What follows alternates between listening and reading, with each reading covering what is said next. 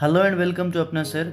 आज की वीडियो में हम सीखेंगे एक पावरफुल टूल के बारे में जो गलत डेटा एंट्री को रोकता है और आपकी स्प्रेडशीट को बनाता है फुल प्रूफ एरर फ्री, जिसका नाम है डेटा वैलिडेशन। तो आइए समझते हैं एग्जाम्पल के साथ क्या होती है डेटा वैलिडेशन और कैसे लगाई जाती है डेटा वैलिडेशन एक्सेल में। सपोज मान के चलो आप डेटा कलेक्ट कर रहे हो और एक कॉलम पे आप नाम मांग रहे हो यूज़र से और एक कॉलम पे आप एज मांग रहे हो यूज़र से। अब यूज़र क्या कर रहा है, लेट्स से नेम पे वो कोई न्यूमेरिक वैल्यू डालता है और एज पे सपोज वो कोई टेक्स्ट डालता है, जो कि बाय डिफ़ॉल्ट एक्सेल जो है वो उसको रिस्ट्रिक्ट नहीं करेगा, क्योंकि बाय डिफ़ॉल्ट जो वैलिडेशन लगी होती है वो एनी वैलिडेशन होती है। दैट मीन्स एक्सेल सेल जो होती है वो कोई भी वैल्यू एक्सेप्ट करती है। अब इस चीज़ को रोकने के लिए हम लगाते हैं डेटा वैलिडेशन। नेम कॉलम में हम न्यूमेरिक और स्पेशल कैरेक्टर्स को अलाउ ना करें।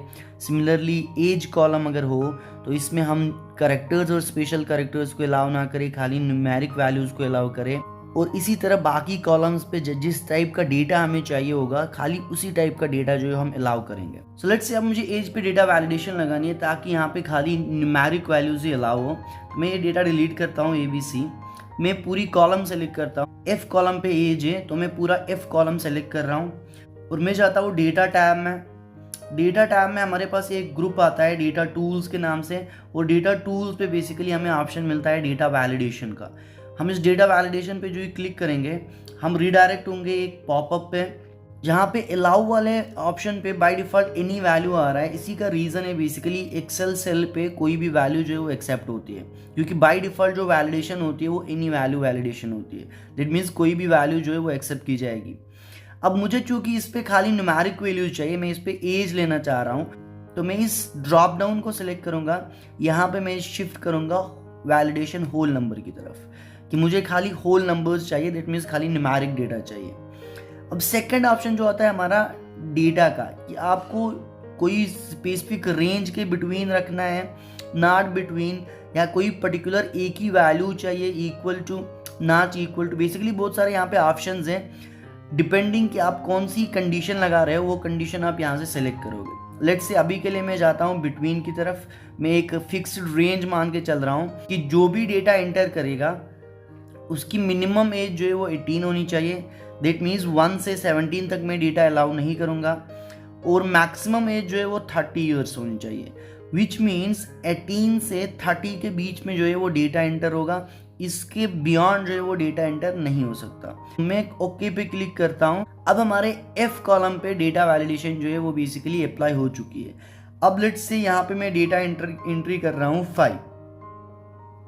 जो ही मैं इंटर पे क्लिक करूंगा तो यहाँ पे एरर आ रहा है, this value does not match the data validation restrictions defined for the cell.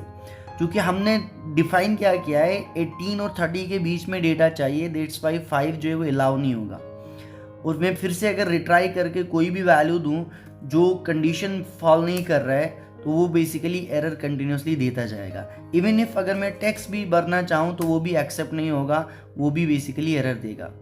अब कोई ऐसी वैल्यू मैं इंसर्ट कर रहा हूँ जो बेसिकली कंडीशन फुलफिल कर रही है तो वो डेटा जो है वो डायरेक्टली इंसर्ट होगा। 19 यहाँ पे डायरेक्ट इंसर्ट हो रहा है। अब जो एरर आ रही है बेसिकली वो है डिफ़ॉल्ट एरर। अब उस एरर को भी हम कस्टमाइज़ कर सकते हैं। फिर से मैं कॉलम F को सिलेक्ट करता हूँ, वापस से जाता हूँ मैं डेटा वैलिडेशन पे। अब इस डेटा वैलिडेशन वाले पॉपअप में मेरे पास बेसिकली 3 टैब्स मिल रहे हैं। एक है सेटिंग का टैब, जहाँ पे हम बेसिकली कंडीशन अप्लाई करते हैं कि कौन सी कंडीशन पे डेटा चाहिए। दूसरा है इनपुट मैसेज का टैब, कि अगर कोई हमें मैसेज देनी होती है, इन्फॉर्मेशन पास करनी होती है, वो चीज़ हम यहाँ पे करते हैं। और तीसरा टैब है मेरे पास एरर अलर्ट, जहाँ पे हम कस्टमाइज एरर मैसेज जो है बेसिकली अप्लाई कर सकते हैं। अब एरर अलर्ट में यहाँ पे स्टाइल पे मेरे पास आते हैं 3 ऑप्शन, स्टॉप, वार्निंग और इन्फॉर्मेशन। अभी के लिए मैं स्टॉप रखता हूँ। अभी स्टॉप से क्या होगा, बेसिकली अगर डेटा जो है वो कंडीशन जो है सेटिस्फाई नहीं कर रहा है, जो कंडीशन हम सेटिंग पे लगा रहे हैं, तो ये उस डेटा को इंटर करने की परमिशन नहीं देगा। लेट्स से यहाँ पे हम टाइटल पे दे रहे हैं माई एरर, और एरर मैसेज पे कुछ भी डिफाइन करते हैं। Let's say is inter value between 18 and 30। अब हमने ये मैसेज दी कि इंटर करो वैल्यू 18 और 30 के बीच में, और हमने क्लिक किया ओके पे। अब अगर हम कुछ भी डेटा एंटर करेंगे जो वैलिडेशन रूल फुलफिल नहीं करेगा। लेट्स सपोज 14 इंटर कर रहे हैं और जो ही मैं इंटर करूँगा अब जो है वो मैसेज डिफ़ॉल्ट मैसेज ना आके कस्टमाइज मैसेज आ रही है। यहाँ पे टाइटल देख सकते हो, टाइटल हमने माई एरर रखा था तो माई एरर टाइटल पे विजिबल हो रहा है। और जो मैसेज हमने डिफाइन की थी कि please inter value between 18 and 30, वो मैसेज भी यहाँ पे रिफ्लेक्ट हो रही है। स्टाइल वाले ग्रुप में हमें 3 बटन्स मिल रहे हैं, रिट्राई का बटन मिल रहा है, कैंसिल मिल रहा है और हेल्प मिल रहा है। अब रिट्राई पे जो ही मैं क्लिक करूँगा ये बेसिकली वापस से हाईलाइट करेगा उस डेटा को जो हमने लिखा है, ताकि हम नया डेटा जो है वो इंसर्ट कर सके। जब तक मैं रॉन्ग डेटा इंसर्ट करता हूँ ये वापस से बेसिकली सेम एरर देता रहेगा। या तो हमें कैंसिल करना पड़ेगा, जो ही मैं कैंसिल पे क्लिक करूँगा तो वो डेटा जो है वो रिमूव हो जाएगा, या फिर रिट्राई करके एक ऐसा वैल्यू डालना पड़ेगा जो कंडीशन फुलफिल कर रहा है। और तीसरा बटन जो हेल्प था वो बेसिकली आपको माइक्रोसॉफ्ट की ऑफिशियल वेबसाइट पे रीडायरेक्ट करेगा, जहाँ पे आप डेटा वैलिडेशन के रिगार्डिंग कुछ हेल्प ले सकते हैं। लाइक वहाँ पे कुछ रूल्स रेगुलेशन जो है वो डिफाइन होंगे। अब वापस से F कॉलम को सिलेक्ट करके चलते हैं हम डेटा वैलिडेशन वाले टेब पे, और यहाँ पे स्टाइल को अब स्टॉप की जगह बेसिकली हम करते हैं वार्निंग। देखते हैं क्या होगा। अब देखो जो ही मेरा स्टाइल जो है स्टॉप था तो आइकन यहाँ पे विजिबल हो रही है कि कौन सा आइकन आता, और हमने ऑलरेडी इसकी फंक्शनैलिटी देखी कि कोई भी रॉन्ग वैल्यू जो है वो एंटर ही नहीं हो सकती थी। अब मैं इसको वार्निंग में जो ही चेंज कर रहा हूँ इसका आइकन भी चेंज हो रहा है और साथ में इसकी फंक्शनैलिटी भी चेंज हो गई। अब देखते हैं फंक्शनैलिटी में क्या असर पड़ेगा। ओके पे क्लिक करते हैं और लेट्स से अब यहाँ पे मैं कोई रॉन्ग डेटा जो है वो इनपुट करने की कोशिश कर रहा हूँ। इंटर पे क्लिक करते ही मैसेज तो सेम आ रही है, टाइटल भी हमारा सेम आ रहा है, बट यहाँ पे अगर आप नोटिस करोगे बटन्स जो है वो एक्स्ट्रा है। एरर स्टाइल के केस में एक तो रिट्राई का बटन आ रहा था, कैंसिल और हेल्प का बटन आ रहा था, बट यहाँ पे येस और नो का बटन आ रहा है। अगर आप ये वार्निंग दे रहा है कि डेटा इंटर आप कर सकते हो 18 और 30 के बीच में, बट हमने चूंकि गलत डेटा इंटर किया है स्टिल ये हमें परमिशन दे रहा है कि आपको कंटिन्यू करना है या नहीं। अगर कंटिन्यू करना है जो ही हम येस पे क्लिक करेंगे, नो डाउट ये डेटा जो है ये बेसिकली हमारे रूल के खिलाफ है। जो कंडीशन हमने लगाई हुई है उस कंडीशन को सेटिस्फाई नहीं कर रहा है, बट स्टिल चूंकि हमने अलाउ किया इसको इंटर करने का वार्निंग आने के बाद भी, तो ये डेटा जो है वो इंटर किया जाएगा। और सिमिलरली अगर मैं नो पे क्लिक करता तो वो डेटा जो है वो इंटर नहीं होता। ये चीज़ स्टॉप पे अलाउ नहीं थी। स्टॉप पे डेटा हम अलाउ इंटर कर ही नहीं सकते जो डेटा रॉन्ग होता है, बट वार्निंग में वार्निंग देने के बाद डेटा जो है वो इंटर किया जा सकता है। सिमिलरली तीसरा ऑप्शन जो आता है हमारे पास, वापस से हम डेटा वैलिडेशन पे चलते हैं। तीसरा ऑप्शन हमारे पास आता है इन्फॉर्मेशन का। सो हम इन्फॉर्मेशन सेलेक्ट करते हैं और ओके पे क्लिक करते हैं। अब इन्फॉर्मेशन से क्या होगा, जब भी मैं कोई रॉन्ग डेटा इंसर्ट करूंगा ये इन्फॉर्मेशन देगा कि please enter value between 18 and 30। ना तो ये कंटिन्यू करने की एक्नॉलेजमेंट मांग रहा है, ना ही ये बेसिकली इसको स्टॉप करेगा। बस एक इन्फॉर्मेशन देगा कि आप डेटा जो है बेसिकली वो गलत एंटर कर रहे हो। और अगर हम ओके पे क्लिक करेंगे इस केस में भी हमारा डेटा जो है वो एंटर होगा। दैट मीन्स खाली स्टॉप वाला केस जो है वो डेटा को अच्छे से हैंडल करता है। वार्निंग और इन्फॉर्मेशन के केस में हम रॉन्ग डेटा स्टिल इंसर्ट कर सकते हैं। फिर से सेलेक्ट करते हैं F कॉलम को और डेटा वैलिडेशन पे चलते हैं। अब एरर अलर्ट आपको समझ आ गया। अब ये इनपुट मैसेज वाला टैब जो है इससे क्या होगा, इससे बेसिकली जब हम टाइप करते हैं डेटा तब हेल्प मिलती है। लेट्स से मैं यहाँ पे टाइटल दे रहा हूँ इन्फो करके और मैसेज में लिख रहा हूँ age must be greater than 18 और मैं ओके पे क्लिक कर रहा हूँ। अब जो ही मैं यहाँ पे किसी भी सेल पे क्लिक करूँगा डेटा एंटर करने के लिए तो वो इन्फॉर्मेशन मुझे साथ साथ में आएगी। ये इन्फो आप यहाँ पे देख रहे हैं, इन्फो जो है बेसिकली वो टाइटल है और ये जो मैसेज हमने दी हुई है वो मैसेज भी साथ साथ में विजिबल हो रही है। इस कॉलम में किसी भी सेल में हम जब क्लिक करेंगे डेटा एंटर करने के लिए तो वो मैसेज हमें जो है वो बेसिकली विजिबल होगी। इससे हेल्प मिलती है यूज़र को कि मुझे किस टाइप का डेटा जो है वो इंसर्ट करना है किसी पर्टिकुलर कॉलम पे।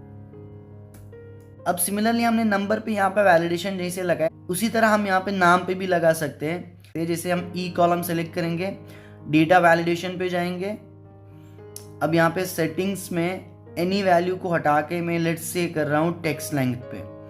टेक्स्ट लेंथ क्या होगी, बेसिकली ये कन्वर्ट होगा टेक्स्ट पे और हम लेंथ भी फिक्स कर सकते हैं कि कितने कैरेक्टर्स का नाम जो है वो अलाउड होगा। लेट्स से मिनिमम कैरेक्टर्स जो है वो लेट्स से 4 होने चाहिए और मैक्सिमम कैरेक्टर्स जो है नाम के वो 10 होने चाहिए। दैट मीन्स नाम जो है वो 4 कैरेक्टर और 10 कैरेक्टर के बीच में होना चाहिए। अब जो ही मैं ओके पे क्लिक करूँगा, अब इस पे बेसिकली वैलिडेशन लग चुकी है। अब यहाँ पे मैं अगर कुछ भी डेटा लिखूँगा, अगर वो बियॉन्ड लिमिट जा रहा है तो वो उसको अलाउ नहीं करेगा।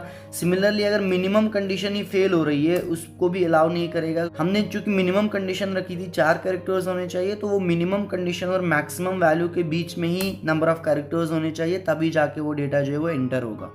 अब इसी तरह बेसिकली हम मल्टीपल कंडीशंस लगा सकते हैं मल्टीपल डेटा पे। लेट्स से मैं जी कॉलम सेलेक्ट कर रहा हूँ, वापस से मैं जा रहा हूँ डेटा वैलिडेशन पे, और यहाँ पे चूँकि बाय डिफ़ॉल्ट एनी वैल्यू होगी तो एनी वैल्यू को मैं हटा के यहाँ से लेट्स से डेसिमल सेलेक्ट कर रहा हूँ, ताकि डेसिमल पे हम बेसिकली क्या करें, वैलिडेशन लगाए। और यहाँ से डेटा पे बिटवीन हटा के कुछ और लगा रहा हूँ, लेट्स से ग्रेटर देन पे हम इस बार जा रहे हैं कि ग्रेटर देन 10.5 जो वैल्यूज़ होंगी वो मैं अलाउ करूँगा, लेस देन 10.5 वैल्यूज जो है वो अलाउ नहीं होंगी। ओके पे क्लिक कर रहा हूँ। अब जो ही मैं यहाँ पे कोई ऐसी वैल्यू दूंगा, लेट्स से 10.4, क्योंकि ये कंडीशन फुलफिल नहीं कर रही है, जो ही मैं इंटर करूँगा तो ये बेसिकली एरर देगा। और मैं अगर कोई ऐसी वैल्यू दूंगा जो 10.5 से ग्रेटर है, वो एक्सेप्ट हो जाएगी। तो इस टाइप से हम फ्लोटिंग पॉइंट वैल्यूज़ या डेसिमल वैल्यूज़ की वैलिडेशन जो है वो लगा सकते हैं। सेम में लेट्स से एच कॉलम पे चलते हैं, वापस से जाते हैं डेटा वैलिडेशन की तरफ, और यहाँ पे एनी वैल्यू से अब लिस्ट की तरफ जाते हैं। अब लिस्ट में क्या होगा, कोई स्पेसिफिक वैल्यू हमें अलाउ करनी होगी, उसके लिए हम प्री डिफाइंड लिस्ट रखते हैं। लेट्स से मैं चाहता हूँ या तो मेल सेलेक्ट हो इस कॉलम पे और या फीमेल सेलेक्ट हो इस कॉलम पे, तो मैंने लिस्ट पे मेल और फीमेल ऐड कर दिया कामा सेपरेटेड से। ओके पे क्लिक किया। जो ही मैं किसी भी सेल पे क्लिक करूंगा तो यहाँ पे मुझे ये ड्रॉप डाउन वाला ऑप्शन आ रहा है। जो ही मैं इस ड्रॉप डाउन पे क्लिक कर रहा हूँ, मुझे वो जो लिस्ट मैंने बनाई हुई है वो लिस्ट के ऑप्शंस यहाँ पे मिल रहे हैं, और मैं डायरेक्टली विदाउट टाइपिंग है यहाँ से बेसिकली सेलेक्ट कर सकता हूँ। जो भी डेटा हमने लिया होगा वो यहाँ से मैं सेलेक्ट कर सकता हूँ। इवन मैं चाहूँगा तो सेम डेटा मैं टाइप भी कर सकता हूँ, बट अगर स्पेल मिस्टेक होगी, कुछ और डेटा होगा तो वो एरर देगा, और अगर मैं करेक्ट स्पेलिंग लिख रहा हूँ तब वो अलाउ करेगा। विच मीन्स टाइपिंग भी अलाउड है, बट वो एग्जैक्ट लिस्ट के साथ मैच होनी चाहिए, और अगर कुछ मिस्टेक हो रही है, टाइपो एरर हो रहा है, वो अलाउ नहीं करेगा। क्योंकि हम डेटा वैलिडेशन का यूज़ कर रहे हैं तो हम टाइपो एरर जो है वो यहाँ से चेक करते हैं। अगर वो टेक्स्ट जो भी यूज़र लिख रहा है वो हमारी लिस्ट के साथ मैच हो रहा है तभी अलाउ करेंगे, अगर उसमें स्पेल मिस्टेक होगी तो वो अलाउ नहीं होगा।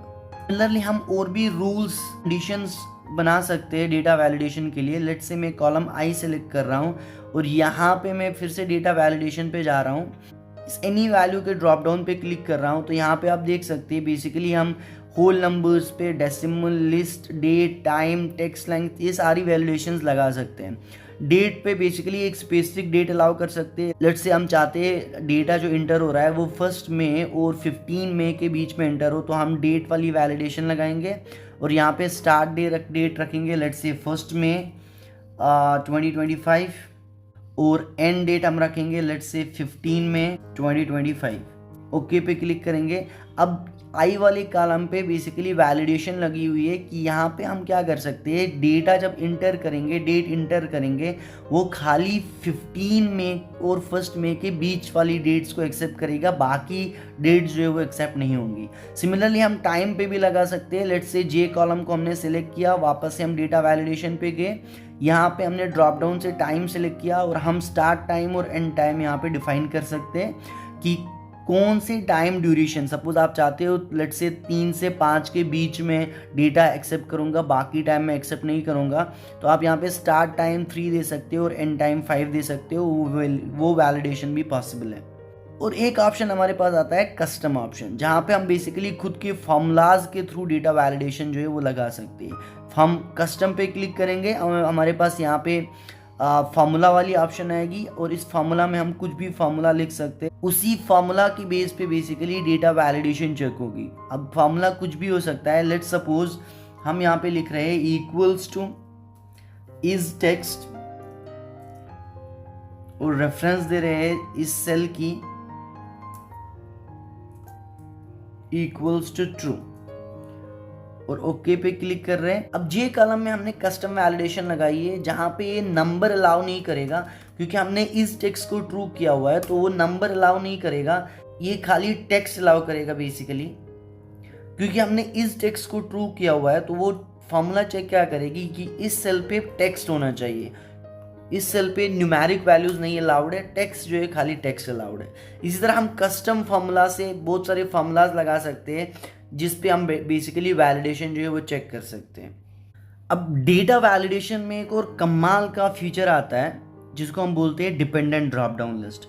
अब डिपेंडेंट ड्रॉप डाउन लिस्ट क्या है, जैसे आपने बहुत सारी वेबसाइट्स में देखा होगा, जब कोई हम डेटा फिल कर रहे होते हैं, हम जो ये कंट्री सेलेक्ट कर रहे हैं, एक ड्रॉप डाउन पे उस कंट्री की सारी स्टेट्स आ जाती है। सिमिलरली अगर हम स्टेट सेलेक्ट कर रहे हैं तो उसके कॉरस्पॉन्डिंग ड्रॉप डाउन पे उस स्टेट के डिस्ट्रिक्ट्स आ जाते हैं, जिसको हम basically dependent drop down list बोलते हैं। अब वो चीज़ एक्सेल में भी डेटा वैलिडेशन प्रोवाइड करती है। लेट्स सपोज यहाँ पे मैं एक लिस्ट बना रहा हूँ लैपटॉप के नाम से और एक लिस्ट बना रहा हूँ मैं मोबाइल के नाम से। लैपटॉप पे मैं इंक्लूड कर रहा हूँ लेट्स से HP, डेल और लेट्स से लिनोवो, और मोबाइल पे मैं इंक्लूड कर रहा हूँ सैमसंग, एप्पल, वीवो और लेट्स से रेडमी। अब मैं चाह रहा हूँ कि एक ड्रॉप डाउन पे जब लैपटॉप सेलेक्ट हो तो उसके करस्पॉन्डिंग ड्रॉप डाउन पे ये वैल्यूज़ आए। सिमिलरली अगर मोबाइल सेलेक्ट हो रहा है तो उसके करस्पॉन्डिंग ये वैल्यूज़ आए। तो उसके लिए हम क्या करेंगे, इन तीनों को एक नाम देंगे जो लिस्ट का नाम है। जैसे हम जानते हैं एक्सेल में हर एक सेल जो होती है उसका एक यूनिक नाम होता है, इसका कॉलम और इसका रो मिला के इसका नाम होता है। अब मैं इन तीनों सेल्स को सेलेक्ट करूँगा और मैं जाऊंगा नेम बॉक्स में। नेम बॉक्स में मैं इनका नाम करूंगा लैपटॉप, क्योंकि ये लैपटॉप वाली लिस्ट को बिलोंग करते हैं। तो मैं इनका नाम लैपटॉप करके इंटर कर रहा हूँ। तो अब हुआ क्या, ये तीन वैल्यूज़ जो है HP, डेल और लिनोवो, इनका बेसिकली एक लेबल आई, इनका नाम आया लैपटॉप। सिमिलरली मैं यहाँ से इन 3-4 वैल्यूज़ को सिलेक्ट कर रहा हूँ और यहाँ पे इनका नाम नेम बॉक्स में जाके अपडेट कर रहा हूँ मोबाइल, और मैं इंटर पे क्लिक कर रहा हूँ। अब ये 3-4 जो है वो मोबाइल लिस्ट को बिलोंग करती है और ये 3-4 वैल्यूज जो है वो लैपटॉप को बिलोंग करती है। अब चलते हैं कॉलम P पे और जाते हैं डेटा वैलिडेशन की तरफ। डेटा वैलिडेशन पे यहाँ पे हम एक लिस्ट इंसर्ट कर रहे हैं। यहाँ पे सोर्स जो है, सोर्स देंगे हम लैपटॉप और मोबाइल का रेफरेंस, क्योंकि हमें इस वाली कॉलम P पे एक ड्रॉप डाउन चाहिए जिसमें मैं या तो मोबाइल सेलेक्ट कर सकता हूँ या लैपटॉप सेलेक्ट कर सकता हूँ। इसके लिए मैंने यहाँ पे अलाउ पे लिस्ट इंक्लूड की और सोर्स पे लैपटॉप और मोबाइल की रेफरेंस दी। अब जो ही मैं ओके पे क्लिक करूँगा, यहाँ पे मेरे पास एक ड्रॉप डाउन आ रहा है जिस पे मुझे लैपटॉप और मोबाइल विजिबल हो रही है। लेट्स से अभी के लिए मैं लैपटॉप सेलेक्ट कर रहा हूँ और किसी और सेल पे हम चाहेंगे तो मोबाइल भी सेलेक्ट कर सकते हैं। तो बेसिकली दो ही वैल्यूज एक्सेप्ट कर रहा है कॉलम P, या तो लैपटॉप या मोबाइल। अब इसके कॉरस्पॉन्डिंग जो कॉलम है, मैं चाहता हूं कि अगर यहाँ पे लैपटॉप सेलेक्ट हुआ है तो यहाँ पे मुझे HP, डेल और लिनोवो विजिबल हो, और अगर यहाँ पे मोबाइल सेलेक्ट होगा P वाली कॉलम पे तो इस वाली कॉलम पे मुझे सैमसंग, एप्पल वगैरह जो है विजिबल हो। इसके लिए मैं कॉलम Q सेलेक्ट करूँगा, वापस से जाऊँगा डेटा वैलिडेशन पे और यहाँ पे मैं एनी वैल्यू को कन्वर्ट करूँगा लिस्ट पे, और यहाँ पे सोर्स की जगह मैं दूंगा इस टाइम फार्मूला, क्योंकि यहाँ पे कोई डायरेक्ट सोर्स अवेलेबल नहीं है। तो मैं इक्वल टू करके फार्मूला लिख रहा हूँ, फार्मूले का नाम है इनडायरेक्ट, और फार्मूले में मैं रेफरेंस दे रहा हूँ एडजेसेंट सेल की। लाइक Q1 के लिए मैं रेफरेंस दूंगा P1 की, सिमिलरली Q2 के लिए P2 की एंड सो ऑन। अब यहाँ पे फॉर्मूले पे P1 जो है वो एब्सोल्यूट रेफरेंसिंग ली जा रही है, तो इसको मैं हटा के करूँगा रिलेटिव रेफरेंसिंग, ताकि फार्मूला जो है वो हर एक सेल के लिए काम करे। और इसको मैं क्लोज करके ओके पे क्लिक कर रहा हूँ। अब चूंकि यहाँ पे P1 पे लैपटॉप सेलेक्ट हुआ है और Q1 की अगर मैं ड्रॉप डाउन चेक करूँ तो आप देख पा रहे हैं HP, डेल और लिनोवो विजिबल हो रहा है। जूम करके भी देख सकते हैं। यहाँ पे लैपटॉप सेलेक्ट हुआ है तो यहाँ पे लैपटॉप वाली लिस्ट आ रही है, और अगर मैं यहाँ पे let's say mobile phone select कर रहा हूँ तो उसके कॉरस्पॉन्डिंग जो है मुझे मोबाइल की लिस्ट जो है वो दिखेगी। तो ये होता है basically dependent drop down. Column Q जो है वो डिपेंडेंट है इस वैल्यू पे, P की वैल्यू पे, कि P की वैल्यू अगर लैपटॉप हो रही है तो Q की वैल्यू जो है वो लैपटॉप की लिस्ट आ रही है, और P की वैल्यू अगर मोबाइल हो रही है तो Q की वैल्यू जो है वो मोबाइल वाली लिस्ट आ रही है।